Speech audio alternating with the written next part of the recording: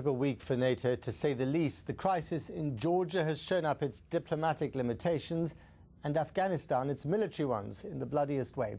Today, 10 French soldiers were killed and 21 injured in an attack by Taliban insurgents.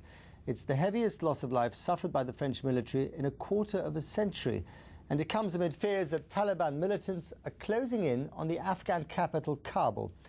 From there, Alistair Leithhead. It's just 30 miles from Kabul, but the Taliban are hiding here in the high mountains and valleys. It was on a remote mountain track where the patrol was ambushed. 10 soldiers were killed and 21 injured in a battle that raged for 24 hours. In what was supposed to be about reconstruction and development, this is a huge shock for the NATO command and the French mission to Afghanistan, which has never been popular at home.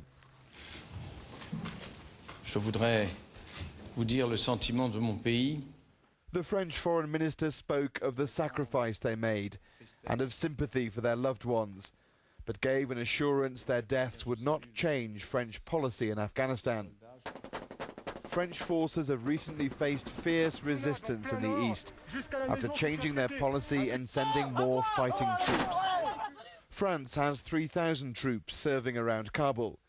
24 have been killed in action or in accidents.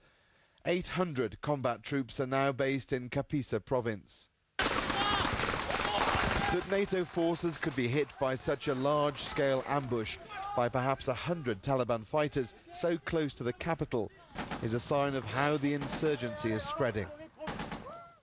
Rockets were fired here in central Kabul last night, landing close to NATO headquarters. The main roads in and out of the city regularly come under attack. Last week, 3 foreign aid workers were killed nearby. There's a real sense of paranoia, of the Taliban closing in.